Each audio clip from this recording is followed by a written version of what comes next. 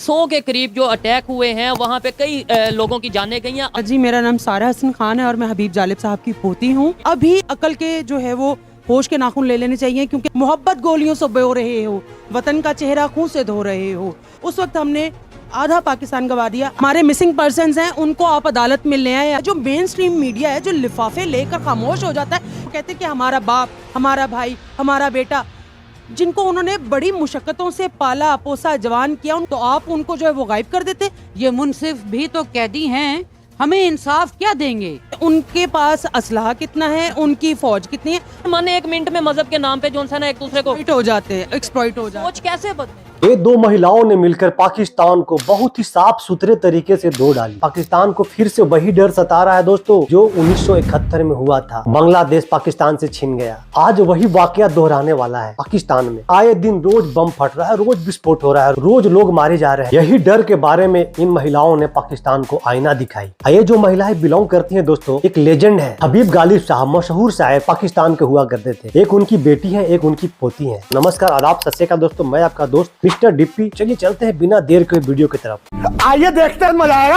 आज से 2-4 दिन पहले की ये खबर थी कि बलोचिस्तान मच के मुकाम पे तकरीबन 100 के करीब जो अटैक हुए हैं वहाँ पे कई लोगों की जानें गई हैं। आज फिर खबर है कि बलोचिस्तान के बिल्कुल साथ ही डेरा इस्माइल खान है, वहाँ पे भी फोर्सेस के ऊपर अटैक किया गया है। 10 से ज्यादा लोगों की जानें गई हैं। अवामी इनकलाबी शायर हबीब जालिब साहब की बेटी हूँ। जी, मेरा नाम सारा हसन खान है और मैं हबीब जालिब साहब की पोती हूँ। अच्छा, बेटी और पोती दोनों। आपको भी ये जो इस टाइम सोशल इश्यूज हैं पाकिस्तान के, डेफिनेटली आप जिस जो सा फैमिली से बिलोंग करती हैं, क्या समझती हैं आपको भी इस तरह के जब आप जैसे ये मैम बात करती हैं, आप बात करती हैं, तो मुश्किलात का सामना करना पड़ता है जब आप सोशल इश्यूज के ऊपर, बलोचिस्तान के ऊपर बात करती हैं, क्या कहना चाहेंगी? सबसे पहले बात तो ये कि सुहेब, अगर आप कहें कि पंजाब के लोग नहीं उठते बलूचिस्तान के लिए, तो मैं इससे इत्तेफाक नहीं करती हूँ।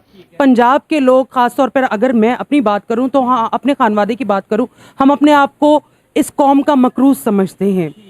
बलोची कौम हो, भले पख्तून कौम हो, हम खुद को इनका मकरूज समझते हैं कि हम मकरूज है। हम इनकी खातिर वो चीज़ें नहीं कर पाते जो इन लोगों ने हमारे लिए की हैं। बहुत कुर्बानी दी बलोचिस्तान। सबसे बड़ी बात ये है कि हमें अभी अकल के जो है वो होश के नाखून ले लेने चाहिए, क्योंकि देखिए सन 1971 में आपने मशरकी बंगाल को जो है वो गवा दिया। तब जालिब साहब ने लिखा था कि मोहब्बत गोलियों से बो रहे हो, वतन का चेहरा खून से धो रहे हो, गुमा तुमको के रास्ता कट रहा है, यकीन मुझको के मंजिल खो रहे हो। और आप देखें उस वक्त हमने आधा पाकिस्तान गवा दिया। आज बलूचिस्तान के साथ भी वही तमाम मामलात और वही हालात का सामना है। अभी हमें उठकर खड़ा होना होगा और उनके हकूक की जंग अपनी हक की जंग समझकर लड़नी होगी, तभी हम उनका जो है वो हक अदा कर सकते हैं।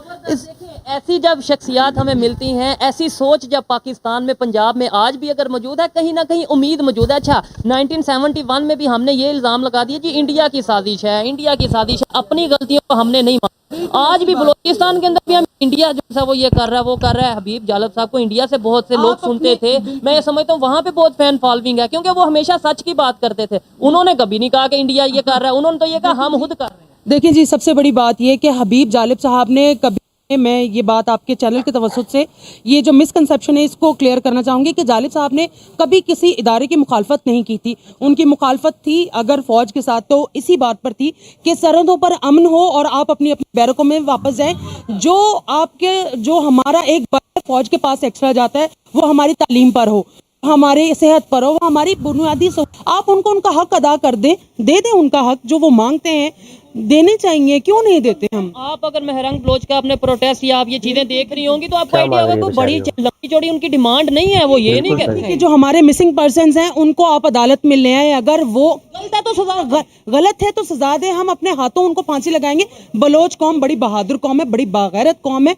सिर्फ वो हक मांगती नहीं है, लेकिन वो मजबूर है, इस आइन का वो पास कर रही है। आप कैसे उनको कह सकते हैं कि वो दहशतगर्द है या वो पाकिस्तानी नहीं है या वो कठपुतली हैं और लोगों के हाथों में जो है वो खेल रहे हैं? कैसे कह सकते हैं कि जब वो आपके आइन की पासदारी कर रहे हैं और सिर्फ आइन के रूह से अपना हक मांग रहे हैं। बड़ा इंटरेस्टिंग ये बात कर रहे हैं। एक चीज मैं ये पहले भी बोल चुका हूँ, जब मैं इस्लामाबाद गया, मैं हरंग लोई साहब के जो साहिबा का जो प्रोटेस्ट था उसे भी कवर किया, वहाँ के लोगों से बात की। एक सवाल मैंने तब भी अदारों से किया, देखने वालों से किया कि जो लोग पुरअमन ना हो, जो लोग पाकिस्तान की बेहतरी ना चाहते हों, जो लोग किसी के कहने पे कुछ कर रहे हो, आपको लगता है कि वो इस्लामाबाद प्रेस क्लब के बाहर जाके 60 दिन बैठे रहेंगे कि भाई हमारा उनके कुछ साथ बहुत ज्यादती की गई कि उनके ऊपर पुरतशद्दुद वाकयात भी करवाए गए, उनको कवरेज नहीं दी गई मीडिया को। उठाया गया उनको। हमारा ये मीडिया जो है, जो मेन स्ट्रीम मीडिया है, जो लिफाफे लेकर खामोश हो जाता है, ये इनकी आवाज क्यों नहीं बने? क्या मांगते हैं वो? सिर्फ अपना हक। वो कहते हैं कि हमारा बाप, हमारा भाई, हमारा बेटा, जिनको उन्होंने बड़ी मुशक्कतों से पाला पोसा, जवान किया, उनको तालीम दिलाई, और अगर वो अपना हक मांग रहे हैं तो आप उनको जो है वो गायब कर देते। ये बिल्कुल गलत बात है। उनको उनका हक देना चाहिए। और महारंग के लिए मैं एक शेर है, ये मुनसिफ भी तो कैदी हैं, ये मुनसिफ भी तो कैदी हैं, हमें इंसाफ क्या देंगे, लिखा है इनके चेहरों पर जो हमको फैसला देंगे। मैम लास्ट में मुझे ये क्या बात बताइएगा है? कि जैसा कि मैंने क्या आपको बात है? बताया कि इंडिया से बहुत से लोग, हमारे बहुत ज्यादा लोग देखते हैं और खास तौर पे एजुकेटेड लोग हैं, सपोर्ट करते हैं। क्या कहना चाहेंगी? हमें 76 साल नफरतों में लगा दिया कि वो दुश्मन है, वो दुश्मन है। आज वो चांद पे पहुंच गया, आज वो दुनिया की 5वीं बड़ी इकानमी बन गया। आज वहाँ पे जो है वो दुनिया के बड़े बड़े बिजनेसमैन, टॉप 10 की अगर बात करें तो उनमें से कई बिजनेसमैन इंडिया से हैं। हमें मुकाबला करना चाहिए वो एजुकेशन में, टेक्नोलॉजी में, IT में, हेल्थ में, या फिर जंगों में, दुश्मनियों में इंडिया के साथ? बिल्कुल सोहेब, आपने अपनी तमाम बात का जवाब खुद ही दे दिया है। मैं आपकी बात को बिल्कुल इंडोर्स करूंगी कि हमें ये नहीं देखना चाहिए कि उनके पास असलहा कितना है, उनकी फौज कितनी है। हमें ये देखना चाहिए कि उनकी जो इकोनॉमी है वो कहाँ जा रही है,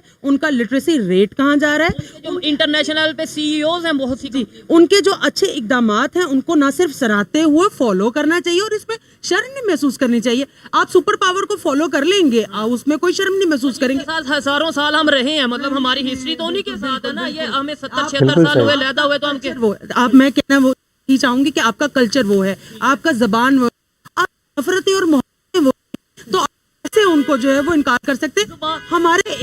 हम एक हैं। आप यहाँ से जाएं, अगर आप पंजाब चले जाएं, आपको नहीं महसूस होगा कि आप लाहौर में फिर रहे हैं या इंडिया में फिर रहे हैं। तो ये लकीरें जो हैं, ये उन सरमायादारों की, इन ठेकेदारों की, चाहे वो मजहब के हैं, चाहे वो सियासत के हैं, ये उनकी खींची, हमारे और उनके दिल दूर नहीं है। और हम यही चाहते हैं कि मोहब्बत और भाईचारा और अमन कायम रहे।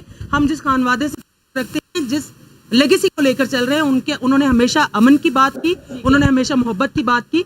आपका बहुत शुक्रिया। आप जितनी भी ये मैम ने बातें की, आप इनकी बातों से कितना एग्री या डिसएग्री करते हैं, ये कमेंट में जरूर बताइएगा। और लास्ट में मैं ये पूछना चाहूंगा, मैम मुझे ये बताइए, जो बातें आपने की हैं, जो आपने की हैं, या जो कोशिश हम कर रहे हैं कि यार रिलेशन बेहतर हो जाए, IT हेल्थ के ऊपर बात की जाए, एजुकेशन के ऊपर बात की जाए, ये मजहब के नाम पे नफरतें खत्म की जाए, वुमेन एम्पावरमेंट के ऊपर बात की जाए, आपको लगता है कि ये चीजें मेन स्ट्रीम मीडिया पे आएंगी, या मतलब मेन स्ट्रीम मीडिया को इसको कवर करना चाहिए? हमारी जो पाकिस्तान की आम पब्लिक है, यकीन माने 1 मिनट में मजहब के नाम पे जो है ना एक दूसरे को हो जाते हैं, एक्सप्लॉइट हो जाते हैं। सोच कैसे बदले? देखिए सोहेब, ये हमारी अपनी जिम्मेदारी है। ये हम किसी की तरफ देखना जब बंद करेंगे तब ये जिम्मेदारी पैदा होगी, आपके अंदर ये एहसास पैदा होगा। ये जिम्मेदारी आपकी है, ये जिम्मेदारी हर इंडिविजुअल की है, मेरी है, इनकी है। हमारा मेन स्ट्रीम मीडिया क्या करेगा? औरत मार्च होगी जो कि अब आने वाली है, उस पे गालियां निकालेंगे, उसको बुरा भला बोलेंगे, मेरा सिस्टम मेरी मर्जी के नारे को गंदा कहेंगे, सब कुछ करेंगे। उसके